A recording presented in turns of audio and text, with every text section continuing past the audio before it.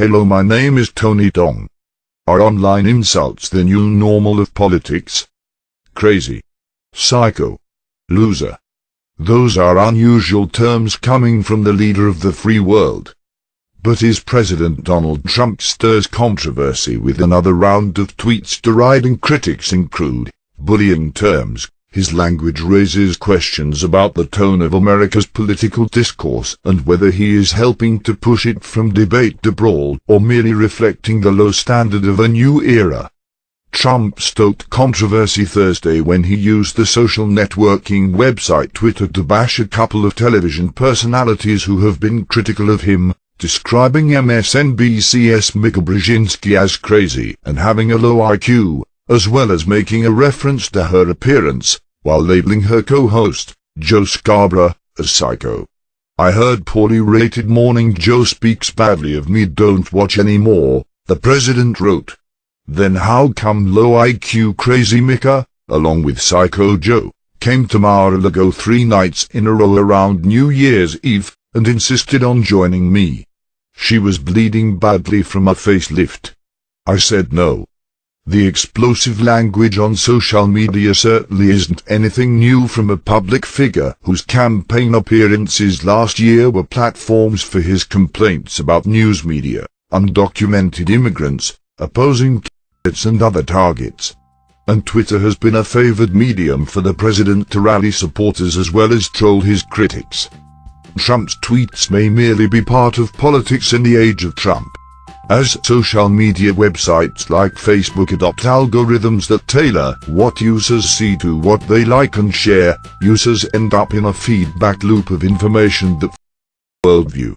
But the more controversy a social media post generates, the farther it spreads, elevating incendiary rhetoric over nuance.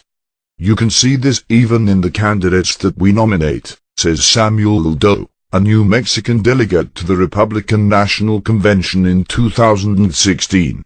It's a big jump from Mitt Romney and John McCain to Donald Trump. On the left, he points to the rise of U.S. Sen. Bernie Sanders of Vermont in arguing that the political center has been drowned out. But Doe says the president's tweets get too much attention. We read too much into his rhetoric, Doe says. We focus way too much on what these people say. We should focus more on what they do. Sure, voters should note what the president says, Doe says, but more important are the policies he adopts and the campaign promises he keeps or doesn't. While social media has become a part of politics, politicians at every level have stumbled in navigating the ethics and etiquette of the new technology. In New Mexico, Gov. Susana Martinez is mostly quiet on social media. She criticized Trump last year after a video emerged in which he bragged that he could get away with groping women. Nonetheless, a political action committee connected with her uses Twitter to attack Democrats and even some Republicans. A spokeswoman for U.S. Rep. Steve Pearce, RNM, resigned after only a few days on the job in 2014 when critics pointed to inflammatory tweets. A Carlsbad City Council member sparked controversy earlier this year when he posted sexist comments on Facebook. Just want to give a heads up to the women. Junior DePorter wrote, "You have rights. A right to cook and a right to clean. Today is Sunday and the NFL playoffs are on. I suggest you stop your TCH. NG during this time. Because you also have a right to get slapped." Cobb TV reported his employer fired him after the comments came to light, a move he said violated his right to freedom of speech. If the trope holds true that voters want a president who is like them, a normal American, then perhaps Trump is merely reflecting a country in the age of social media and declining civility. It is normal. People tweet things. He's making it normal, says Kurt Long, a Peugeot resident visiting downtown Santa Fe on Friday. Long said he supports the president and does not pay attention to his tweets. I think it's interesting that he is taking Twitter as a mechanism to get his ideas out, Long said. I don't care that he does it. If someone wants to read his tweets, fine. people don't have to like it, but they don't have to be belligerent about it. Though personal attacks go a bit too far. I'm not for personal attacks, he said. He doesn't need to do that. Others, however, view the diatribes as unbecoming of a president, a figure who some say should be a bit above the fray. You have a level of responsibility as a leader, said Tara Riccio, who on Friday was passing through Santa Fe on a cross-country road trip. I would think he has even more of a responsibility, now that he is elected, not to speak ill of anyone. Riccio worries particularly about the example Trump's rhetoric might set for young people. I think it has a negative impact on young people to hear him speak so negatively, she said. I think it shows if you're powerful you are and held responsible for your words, and you're not held to the same standards. It doesn't teach the values that we want the future generations to uphold. Brandon Thompson, an Albuquerque resident from Jamaica, said he has come to view the president more as a Twitter troll than a leader. I understand what Trump is saying, that Twitter is his way of reaching out to the people, but still, Thompson said, has the president. Thank you for watching. For the follow-up, subscribe to the channel yourself here.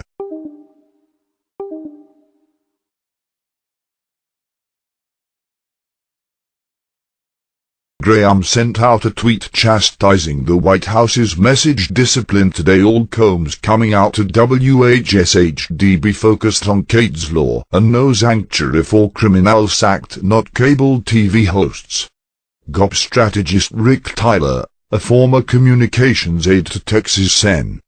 Ted Cruz's White House bid, told Politico that Trump's tweets have zero benefit and criticized the administration's defense of them as childish. Republicans will arrive at the 2018 elections with absolutely no accomplishments and nothing to run on, Tyler said. In order to effect large-scale public policy change through legislation, you have to have a communication strategy to convince the country that the direction you're going is somewhere they'd like to go. While Trump's attack on Thursday morning provoked a big response, the Morning Joe hosts have a notorious love-hate relationship with the president. During the 2016 campaign, Trump was a frequent calling guest to the show and as recently as March retained Joe Scarborough's advice on matters before addressing Congress. But the MSNBC show has also faced criticism for being too cozy with the administration. In a Vanity Fair report from May on the co-host's recent engagement, the couple acknowledged meeting with the president more than a week after his inauguration, where Trump reportedly suggested they have their wedding at Mar-a-Lago or the White House. According to Scarborough, Trump even suggested he could be the one to marry them. Scarborough and Brzezinski have since become increasingly critical of the president, and Trump has repeatedly attacked them on Twitter, but Thursday's messages marked a new low. Brzezinski responded to Trump shortly after his tweets on Thursday with her own post of a Cheerios box detailing a child and the slogan "Made for Little Hands," a seemingly pointed reference to the campaign trail during which Trump's hand size was often targeted. MSNBC, meanwhile, was direct and unsparing in its criticism. It's a sad day for America when the president spends his time bullying, lying and spewing petty personal attacks instead of doing his job, an MSNBC spokesperson said, echoing a similar sentiment from the organization's spokesman Mark Kornbly, who tweeted that he never imagined. I would think to myself, it is beneath my dignity to respond to the President of the United States. It was not immediately clear what specific comments set off the Twitter attacks this morning, but Brzezinski did hit the president this morning on lying and destroying the country. Nothing makes a man feel better than making a fake cover of a magazine about himself, lying every day and destroying the country, Brzezinski said in reference to a Washington Post report that alleges a fabricated Time magazine cover photo featuring Trump is hanging in at least 5 of his golf clubs. Also, on Tuesday's episode of Morning Joe, Brzezinski and Scarborough went back and forth on Trump's hand size and his onslaught of media-focused tweets of late. That's a very small person, Brzezinski said. I work in cable news and I can't tell you that's sad, pathetic. Think bigger, Scarborough countered, adding that while the worst healthcare strategy ever rages, Trump's talking about the media. Keep on being small, Brzezinski said. Tiny. That's the word, Scarborough corrected. On the campaign trail, the president was often criticized for his treatment of women, most notably after the infamous Access Hollywood tape in which Trump can be heard bragging about sexually assaulting women. And in a bizarre moment on Tuesday, while on the phone with Ireland's new Prime Minister, Trump called forward an Irish journalist to comment on her smile. Despite the furore around his tweets on Thursday, Trump did get some support outside of the White House.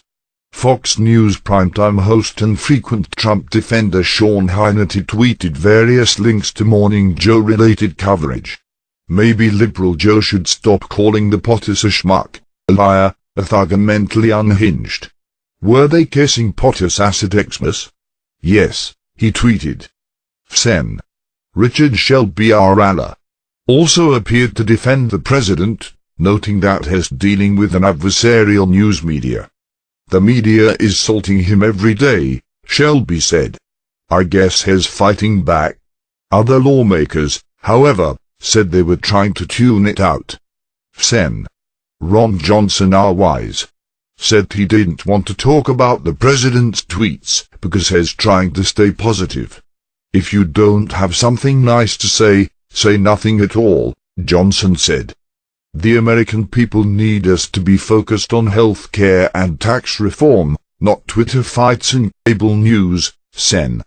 Tim Scott RSC said on Twitter.